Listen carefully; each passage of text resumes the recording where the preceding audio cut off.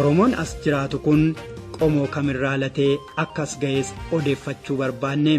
Manneen qonnaan bultootaan ogummaa addaatiin dhagaadhaan ijaaraman kanneen ijaarsa manneen ammayyaa fakkaatan kana akkanattiin daawwanne.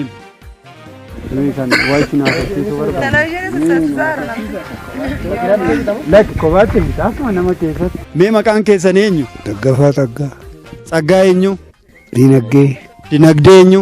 Araddoo. Araddoo eenyu? Araddoo gaariidha. Mee manni keessan isa kam? Kana kaa. Isa kana? Mee akkamittiin akkanatti ijaartan isin amma sa'aatii kanatti amma dhakaarraa maalirraa? Dhakaarrani? Amma mana nu taa'e hin deetika. Asum keessa jiraattu moo isin dhiyeenyaas galtan mee? Xintiidha. Yeroo dheeraadhaaf as jiraachaa turtan. Ara mangistu alamana Jano gisee Jano. Dubbii akkanatti midhama.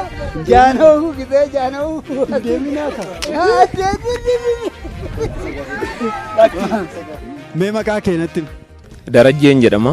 Darajjee eenyu? Wayyeecha. Wayyeechaa eenyu? Dinagdee. Dinagdee eenyu? Araddoo. Araddoon kan eenyu? Quxxusaati. Quxxusaan kan eenyu? Kan baabbuuti. Baabbuun kan eenyu?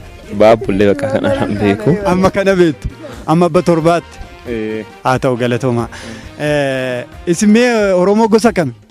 Oromoo Oromumaa. Qe'een akkanatti isin iddoo tokkotti ijaartan kun qe'ee maatiiti moo nama garaagaraatis? Jechuun garuu qe'een kun sirriidhayyuu baadan as keessa waan hin jiraanneef.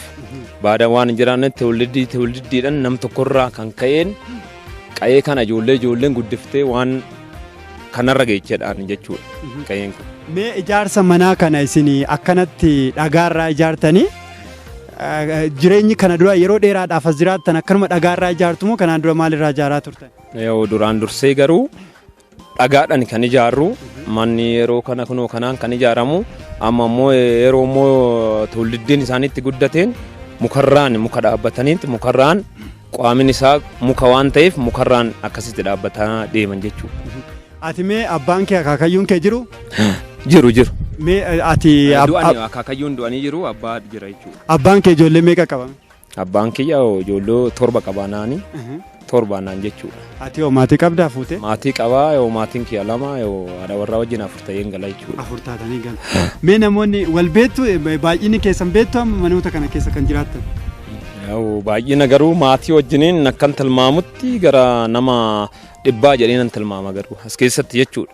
Teewuliddiin dhufee jedha yoo nama 100 aga ta'uun nan wannoo jedha jechuudha. Olaansaa Gaafaana gaazexeessaa keenyaan gara itti maluu jirru dura daawwattoota keenyatti himneerra osoo imalaa jirru immoo qe'eewwan akkana babbareedan abbootii keenya ulfoo kana jiruuf jireenyi isaanii maal fakkaatu haalli ijaarsa mana isaanii waan qotatan waan horatan waan nyaataniif waan dhugan illee akkanatti daawwannee jirra.